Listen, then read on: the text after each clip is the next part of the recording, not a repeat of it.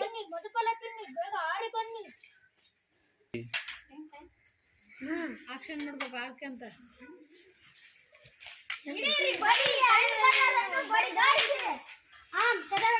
ಒಂದು ಪಿಳ್ಳೆಯು ಹಾರಿ ಹೋಗದಿರಲಿ.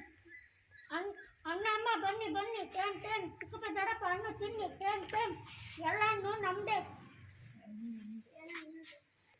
ರಕ್ಷಕ ಒಂದು ಹೇಳ್ರಿ ಯಾರೀಗ? ಹಣ್ಣುಗಳ ಇಲ್ಲೆಲ್ಲ ಇದ್ದಾನೆ, ಹುಡುಕ ಹುಡುಕ. ಅಕ್ಕ ತಾಟಗಲ್ಲ ಕೊನೆಗೂ ಸಿಕ್ಕ, ಇಡಿಯ ಬಡಿಯ ಮಾಡ್ತಿ ಬರೇ ತಾಟದ ಹಣ್ಣು ತಿಂತೆ. ಇವತ್ತು ನಿನಗೆ ಕೋಲ್ ಪೂಜೆ ಇಷ್ಟು ಬಿಡೋಣ. ರೆಕ್ಕೆ ಪುಕ್ಕ ಮುಟ್ಟ ಮುಟ್ಟ ಗಿಳಿಯಪ್ಪ ಎತ್ತಾರೆ ಅಂತ ತುಡುಕಪ್ಪ. ಮುಗಿಸಿ ಇವತ್ತು ನಿನ್ನ ಕತೆ.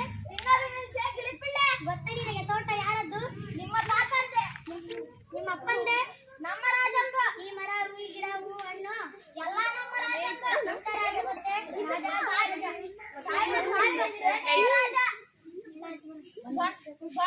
ಹಣ್ಣು ತಿನ್ನುವನದೇ ಹಣ್ಣಿನ ತೋಟ. ಏ ಮರಿಪಿಳ್ಳೆ, ರಾಜನ ಬಾಯಲ್ಲ ನಿನಗೆ? ರಾಜ ಅಂದು ಆಗ್ಲಿ ನಮ್ಮ ಬಾಯನ ಇಲ್ವಾನ? ಓ ಈ ಕೋಳಿನ ಬಾಯಲ್ಲ ನಿನಗೆ? ಇಡೀ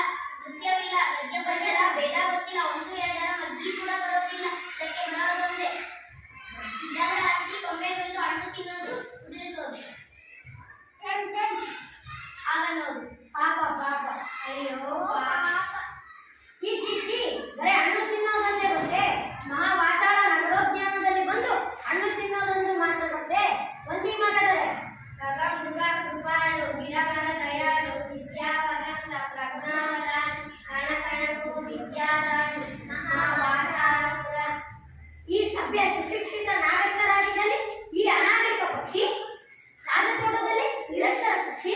ಮತ್ತೆ ಇದಕ್ಕೆ ನೀವೇ ಸಾಕ್ಷಿ. ಮಂತ್ರಿ, ಈ ಅಸಭ್ಯ ಪಕ್ಷಿಯನ್ನು ರಾಜಶಾಲೆಗೆ ಸೇರಿಸತಕ್ಕದ್ದು. ಅಲ್ಲಿ ಇದರ ಆದಿಮ ಪ್ರವೃತ್ತಿಗಳನ್ನು ಸುಧಾರಿಸಿ ಆಧುನಿಕ ಮಾಡತಕ್ಕದ್ದು. ಅಮ್ಮಣೆ ಪ್ರಭು, ಇದು ಸಭ್ಯತೆಗಳಲ್ಲಿ ಆಡುತನ ಮರೆಯಲಿ. ಶಾಸ್ತ್ರ ವ್ಯಾಕರಣ ಕಲಿತು ಸುಶಿಕ್ಷಿತವಾಗಲಿ. ತಾನು ಸುಸಂಸ್ಕೃತವಾಗಲಿ. ತಾನು ಸುಸಂಸ್ಕೃತನಾಗಿ ಆಡಿದ ಉಳಿದ ಸುಖ ಪಕ್ಷಿಗಳನ್ನು ಸಭ್ಯ ಮಾಡಲಿ. ಅಮ್ಮಣೆ ಪ್ರಭು. ಮಹಾಪ್ರಭು, ಮಹಾರಾಜ ರಾಜಮಾವ, ನನ್ನದೊಂದು ನಮ್ರ ನಿವೇದನೆ. ಇದನ್ನು ರಾಜಸಭೆಗೆ ಸೇರಿಸುವ ಮೊದಲು ಒಂದು ಮುಖ್ಯ ಸತ್ಯವನ್ನು ಕಂಡುಹಿಡಿಯಬೇಕು. ಇದರ ಅಸಭ್ಯತೆಗೆ ಮತ್ತು ಅವಿದ್ಯೆಗೆ ಮೂಲ ಕಾರಣವನ್ನು ಕಂಡುಹಿಡಿಯಬೇಕು. ಈ ಗಿರಿಮನೆ ತಿನ್ನೋದೇನು ಇಲ್ಲೋದೇನು? ಇದರ ಆವರಣ ಎಂಥದ್ದು? ಇದು ಇರೋದಲ್ಲಿ ಆರೋದಲ್ಲಿ ಇದರ ರೆಕ್ಕೆ ಪುಕ್ಕ ಕೊಕ್ಕಳ ಉದ್ದಗಳೆಷ್ಟು ಭಾರವೆಷ್ಟು?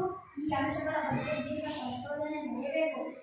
ಪ್ರಭು, ಯುವರಾಜ ಅಳಿಯದೇವರು ಮಹಾಪ್ರತಿಭಾಶಾಲಿಗಳು. ದೇಶಕೋಶ ಸುತ್ತಿ ಬಂದವರು. ವಿದೇಶಗಳಿಂದ ಪದವಿಗಳನ್ನು ಹೊತ್ತು ತಂದವರು.